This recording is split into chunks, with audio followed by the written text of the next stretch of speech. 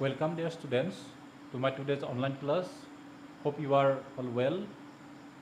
আমি ইণ্ডিগো লেসনটো পঢ়ি আছিলোঁ আৰু ইয়াৰ আগৰ ক্লাছত আমাৰ 52 পেজ কমপ্লিট হৈছিল। সো আমি 53 পেজৰ প্ৰথমৰ পৰা আজি পঢ়িম। তোমালোকে চাই যাবা। Events justified Gandhi's position. Within a few years, the British planters abandoned their estates, which reverted to the peasants. Indigo sharecropping disappeared. So Gandhir position to তেওঁ সম্পূৰ্ণত যিখিনি কাম কৰিলে সেই কামৰ জৰিয়তে তেওঁৰ পজিশ্যন আগতকৈ যথেষ্টখিনি উন্নত হ'ল। Whatever he did in Champaran for the justice of the poor peasants of India, এইটোৱে গান্ধীক এটা উচ্চ আসন দিলে, গান্ধীৰ পজিশ্যন যথেষ্ট উন্নত কৰি তুলিলে। আৰু মাত্ৰ কেইটামান বছৰৰ ভিতৰতে within a few years British প্লেণ্টাৰসকলে they left their states and these states directly went to our poor peasants. ব্ৰিটিছসকলৰ দখলত থকা সম্পত্তিবিলাকো তৎক্ষণাতে আমাৰ পিজেন্টসকলৰ ওচৰলৈ গুচি গ'ল। ইণ্ডিগো শ্বেয়াৰক্ৰপিং ডিছএপিয়াৰ, আৰু লগে লগে দীৰ্ঘদিনীয়া যি নীল খেতিৰ ব্যৱস্থাটো চলি আছিল, প্ৰচলিত হৈ আছিল, সেই নীল খেতিৰো অৱসান ঘটিল। Indigo sharecropping also came to an end. Gandhi never contented himself with large political or economic solutions. But Gandhi was not satisfied with his political or economic solution. Gandhi কিন্তু সন্তুষ্ট হ'ব পৰা নাছিল এইখিনিক লৈ, কাৰণ পলিটিকেল আৰু ইকনমিক সমস্যা সমাধানৰ উপৰিও সম্পূৰ্ণ তেওঁ আন বহুতো কিবা কিবি কৰিবলগীয়া তেওঁ অনুভৱ কৰিছিল। He saw the cultural and social backwardness in the Champaran villages and wanted to do something about it immediately. গতিকে he noticed, he observed that Champaran villages were very much backward in cultural and social sides. Cultural আৰু social ক্ষেত্ৰত যথেষ্ট অনগ্ৰসৰ বুলি তেওঁ অনুভৱ কৰিছিল। গতিকে সম্পূৰ্ণৰ এই অঞ্চলবিলাকত বিশেষকৈ সাংস্কৃতিক আৰু সামাজিক অনগ্ৰসৰতা দূৰ কৰাৰ বাবে তেওঁ বিশেষভাৱে পদক্ষেপ গ্ৰহণ কৰিছিল। He appealed for teachers, Mahadev Desai and Narahari Parikh, two young men who had just joined Gandhi as disciples, and their wives volunteered for the work. So these two young men, Mahadev Desai and Narahari Parikh, they joined Gandhi as disciples. Gandhir ওচৰত তেওঁলোকে শিষ্যত্ব মানিছিল, লগতে তেওঁলোকৰ ৱাইফসকল আৰু তেওঁলোকে they proceeded to Gandhi to provide their service voluntarily.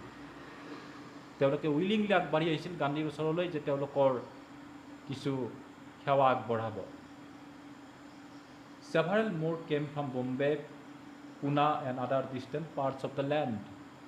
ইয়াৰ উপৰিও বম্বে, পুনা আৰু আন বিভিন্ন ঠাইৰ পৰা বহুতো মানুহ আগবাঢ়ি আহিছিল গান্ধী সহায়ৰ হাত আগবঢ়াবৰ বাবে।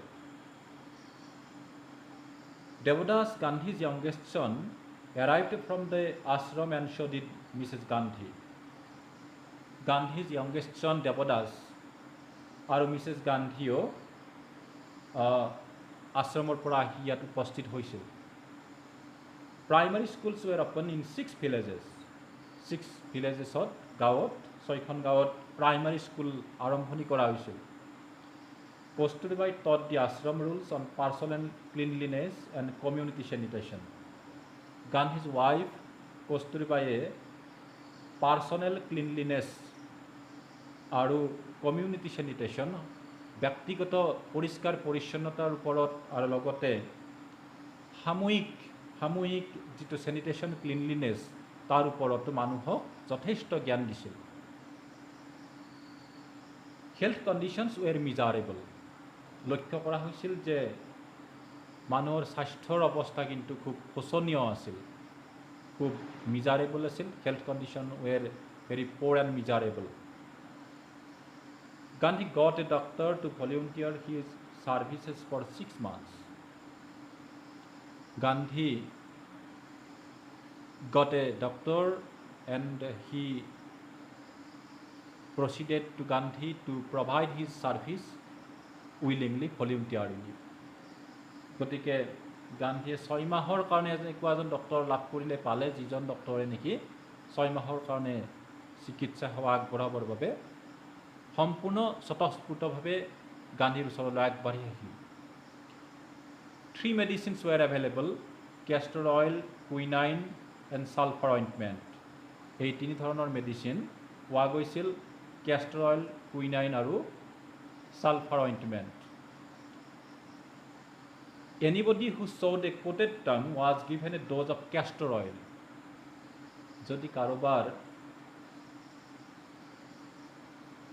জিভাৰ কিবা সমস্যা বা জিভাত যদি ঘা হৈছিল তেনেহ'লে তেওঁলোকক কেষ্টৰ অইল দিয়া গৈছিল। যদি কাৰোবাৰ anybody with malaria fever received quinine plus castor oil, যদি কাৰোবাৰ মেলেৰিয়া জ্বৰ হৈছিল তেনেহ'লে তেওঁক কুইনাইন আৰু কেষ্টৰ অইল দিয়া হৈছিল। Anybody with skin eruptions received ointment plus castor oil, যদি কাৰোবাৰ স্কিন প্ৰব্লেম হৈছিল, কিবা স্কিন ডিজিজ হৈছিল তেনেহ'লে অইণ্টমেণ্ট আৰু কেষ্টৰ অইল ব্যৱহাৰ কৰিবলৈ দিয়া হৈছিল। এই ধৰণে ট্ৰিটমেণ্ট কৰা হৈছিল। Gandhi noticed the filthy state of women's clothes. Gandhi noticed, he observed that basically women were dirty and their clothes were very filthy and dirty. গান্ধীয়ে লক্ষ্য কৰিছিল যে মহিলাসকলৰ সাজ পোছাকবিলাক খুব লেতেৰা আছিল, তেওঁলোক যথেষ্ট অপৰিষ্কাৰ আছিল। He asked Kasturbai to talk to them about it. গতিকে সেইবাবে গান্ধীয়ে তেওঁৰ ৱাইফ কস্তুৰবাইক এই গোটেই বিষয়টো ভালদৰে চালি জাৰি চাবৰ বাবে আহ্বান জনাইছিল। One woman took Kasturbai into her hut and said, "Look, there is no box or cupboard here for clothes. The sari I am wearing is the only one I have." One woman took Gandhi's wife Kasturbai to her hut. গান্ধীৰ ঘৈণীয়েকক এগৰাকী মহিলা, দুখীয়া মহিলা এগৰাকী তেওঁৰ ঘৰলৈ লৈ গৈছিল আৰু কস্তুৰবাইক কৈছিল যে আপুনি চাওক, মোৰ এই ঘৰত কোনো ধৰণৰ বক্স নাই, কাপবৰ্ড নাই, কোনো আলমিৰা নাই, য'ত নেকি মই মোৰ ড্ৰেছ বা ক্লথছবিলাক মই সাজ পোছাক ৰাখিব পাৰোঁ। কিয়নো বিকজ দি শাৰী I am wearing is the only one, কাৰণ মই যিখন শাৰী পিন্ধি আছোঁ সেইখনেই একমাত্ৰ শাৰী। অৰ্থাৎ এই মহিলাসকলে মাত্ৰ এখন কাপোৰ, এযোৰ পোছাকেই পৰিধান কৰি আছিল, চ' তেওঁলোক যথেষ্ট লেতেৰা আছিল। During the long stay in Champaran, Gandhi kept a long distance watch on the ashram. যদিও গান্ধী চম্পৰণত আছিল, বহুদিন ধৰি আছিল তেওঁ লং ডিষ্টেঞ্চ, কিন্তু সেই দূৰত্বৰ পৰাই, চম্পৰণৰ পৰাই তেওঁ তেওঁৰ আশ্ৰমৰ ওপৰত চোকা দৃষ্টি ৰাখিছিল। He sent regular instructions by mail and asked for financial accounts. গান্ধীয়ে আৰ্থিক ক্ষেত্ৰত, অৰ্থনৈতিক দিশত কিবা অভাৱ অনাটন হ'ব পাৰে, গতিকে এই ক্ষেত্ৰত তেওঁ সম্পূৰ্ণ চোকা দৃষ্টি ৰাখিছিল বা গুৰুত্ব ৰাখিছিল। Once he wrote to the residents that it was time to fill in the old latrine trenches and dig new ones, otherwise the old ones would begin to smell bad. গান্ধীয়ে এবাৰ লিখিলে ৰেচিডেণ্টসকললৈ, তাৰ লোকসকললৈকে গান্ধীয়ে চিঠিত লিখিলে যে সেই মানুহবিলাকৰ লেট্ৰিনৰ ট্ৰেন্সেছ, লেট্ৰিনৰ গাঁতবিলাক পুৰণি হৈছে, বহুদিন হৈছে, গতিকে সেইবিলাক এতিয়া ভৰ্তি হোৱাৰ সময় হৈছে। সেইবাবে তেওঁলোকে কাষত নিউ ট্ৰেন্স কিছুমান নতুন গাঁত খান্দিব লাগিব, যাতে এইবিলাক ভৰি নাহে আৰু যাতে দুৰ্গন্ধ নোলায়। চ' গান্ধীয়ে কিমান বেছি কনচিয়াছ আছিল, ইয়াৰ পৰা আমি ভাবিব পাৰোঁ যে, অনুমান কৰিব পাৰোঁ গান্ধীয়ে কিমান বেছি কনচিয়াছ আছিল, কিমান কেয়াৰফুল আছিল যে মানুহৰ লেট্ৰিন ট্ৰেন্সৰো হিচাপ গান্ধীয়ে ৰাখিছিল। The Champaran episode was a turning point in Gandhi's life. So গান্ধীৰ জীৱনত এটা উল্লেখযোগ্য ঘটনা হৈছিল। উল্লেখযোগ্য ঘটনা হিচাপে বিবেচিত হৈছিল চম্পৰণৰ এই গোটেই ঘটনাটো, আৰু এই ঘটনাটোৱে গান্ধীৰ জীৱনৰো এটা টাৰ্নিং পইণ্ট, গান্ধীৰ গোটেইটো জীৱন যেন সলনি কৰি দিছিল। What I did, he explained, was a very ordinary thing. I declared that the British could not order me about in my own country. Whatever Gandhi did in Champaran, he considered that he was doing just a very ordinary thing. He was not doing anything special. গান্ধীয়ে কেতিয়াও ভবা নাছিল যে তেওঁ বহুত কিবা কৰিছিল, বহুত স্পেচিয়েল বা বহুত কিবা ডাঙৰ গুৰুত্বপূৰ্ণ কাম কৰা বুলি তেওঁ ভবা নাছিল। তেওঁ ভাবিছিল যে তেওঁ একেবাৰে অৰ্ডিনাৰী কাম কৰিছিল, কাৰণ তেওঁ এটা বস্তুকেই ব্ৰিটিছ পিপলক শিকাইছিল, that British people could never order the Indians in their own country.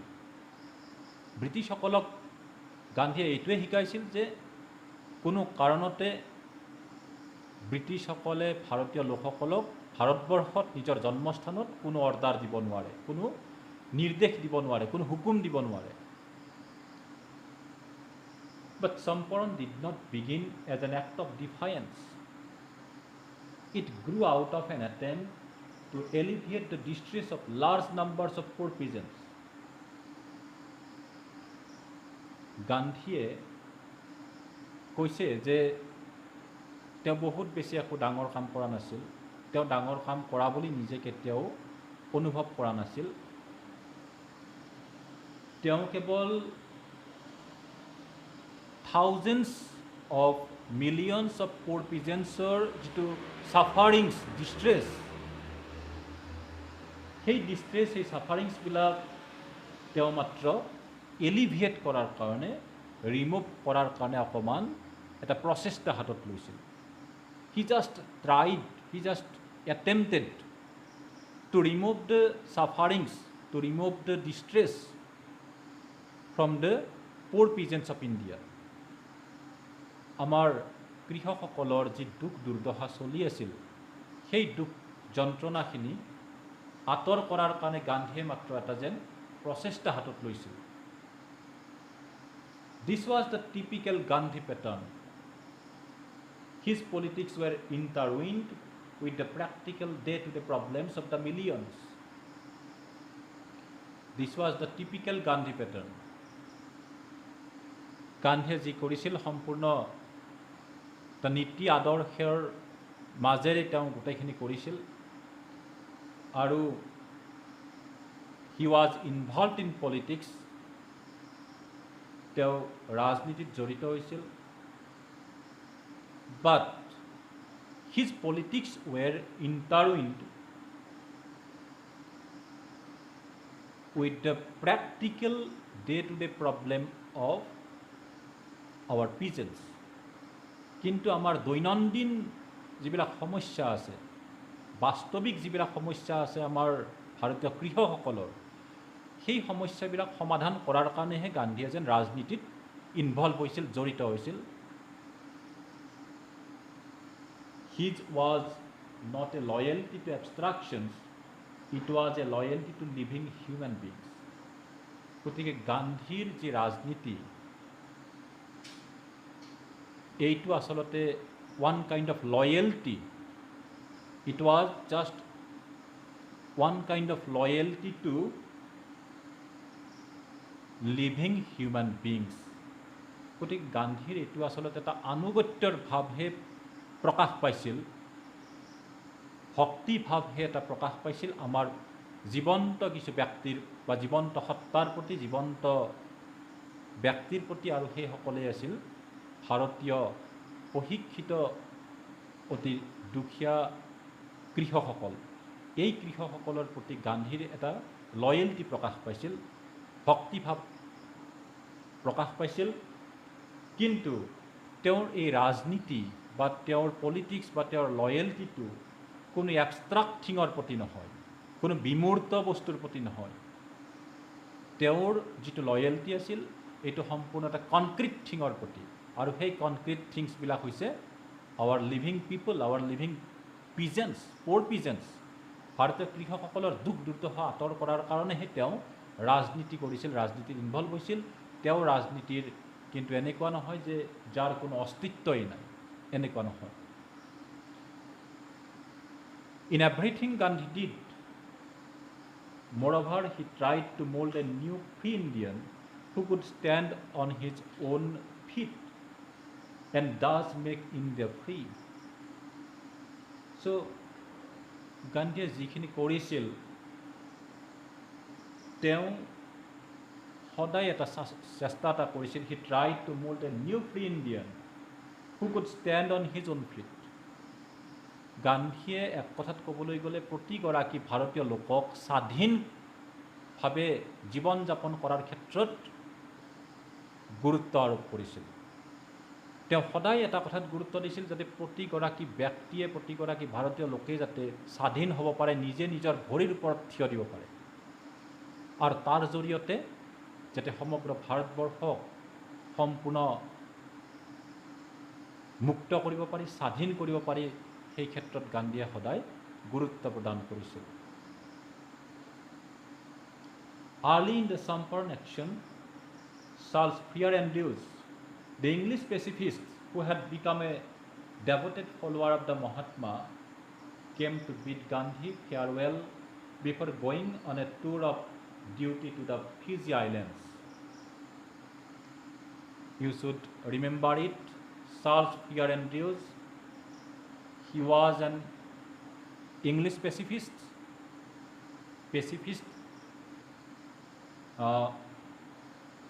who does not like war, যে যুদ্ধ ভাল নাপায়,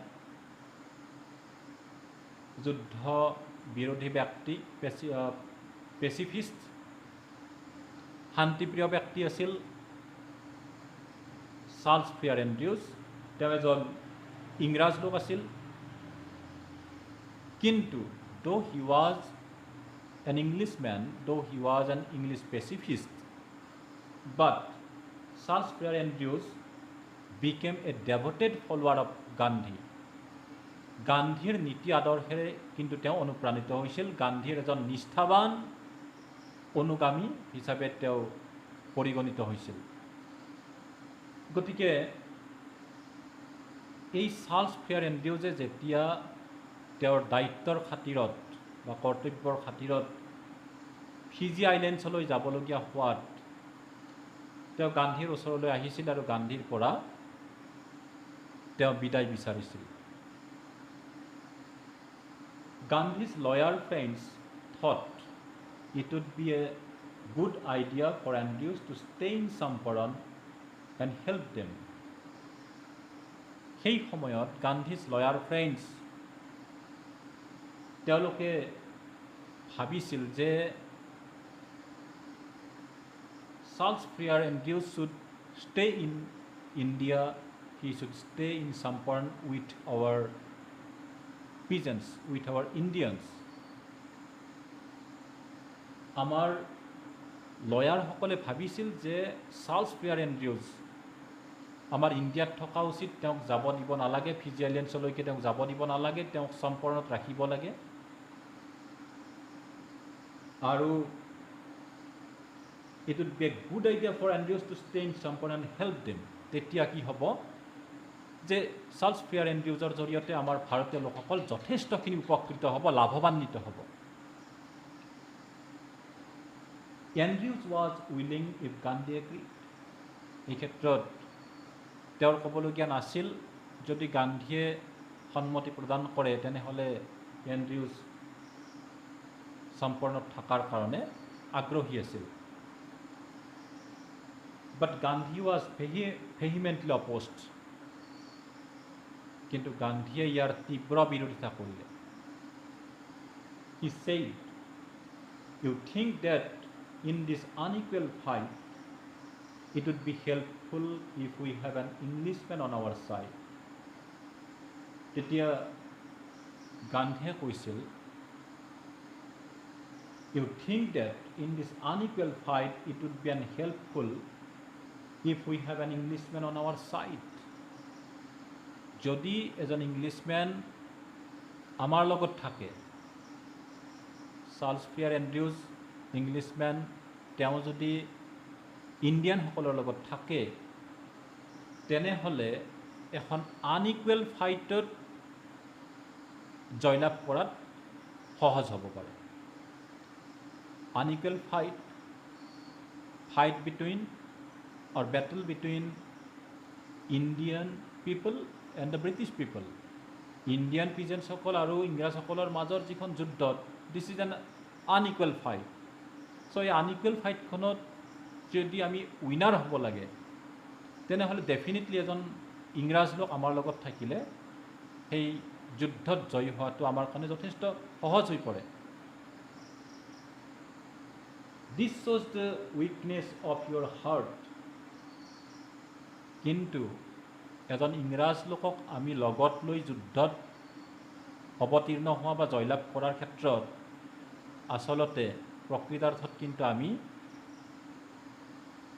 জয়ী হোৱাটো নুবুজায়, ইয়ে আমাৰ হাৰ্টৰ, আমাৰ হৃদয়ৰ, আমাৰ অন্তৰৰ এটা দুৰ্বলতাকহে প্ৰকাশ কৰে। The cause is just and you must rely upon yourselves to win the battle. গান্ধীয়ে কৈছিল যে তেওঁলোকৰ যিটো যুক্তি সেইটো শুদ্ধ, সেইটো ঠিকেই, কিন্তু our Indian people, our peasants, our lawyers, they should rely upon themselves. They should have confidence. তেওঁলোকে নিজে নিজৰ ওপৰত বিশ্বাস লাগে, আত্মবিশ্বাস লাগে, তেওঁলোকৰ সেলফ ৰিলায়েন্স লাগে। You should not seek a prop in Mr. Andrews because he happens to be an Englishman. Gandhi advised them that they should not seek prop, they should not seek support, they should not seek help from Mr. Andrews because after all he is an Englishman. যিমানে যি নহওক তেওঁ এজন ইংলিছমেনৰ পৰা আমি সহায় বিচাৰিব নালাগে বা তেওঁৰ পৰা আমি সহায় বিচাৰি যোৱাটো এটা আমাৰ দুৰ্বলতাহে প্ৰকাশ পোৱা কথা। He had read our minds correctly, Rajendra Prasad comments, and we had no reply. Gandhi in this way taught us a lesson in self-reliance. Rajendra প্ৰসাদে এই ক্ষেত্ৰত এটা কমেণ্ট কৰিছে যে he had read our minds correctly. He means Gandhi read our minds correctly.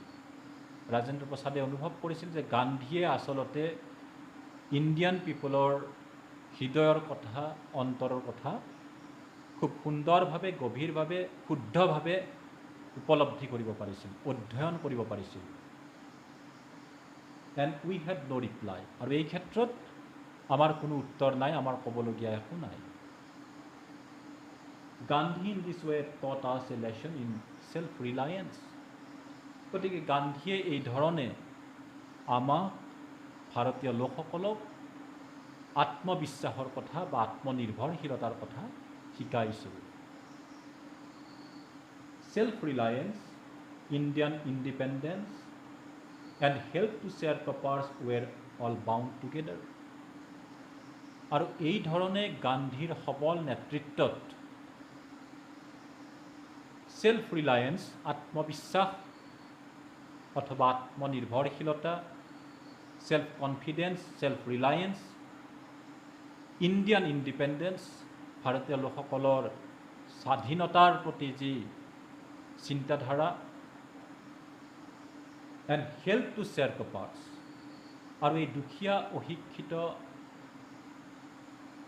কৃষকসকলক সহায় কৰাৰ যি মানসিকতা গঢ়ি তোলাৰ যিটো ব্যৱস্থা, এই গোটেইখিনি একমাত্ৰ গান্ধীৰ সবল নেতৃত্বতহে সম্ভৱ হৈছিল।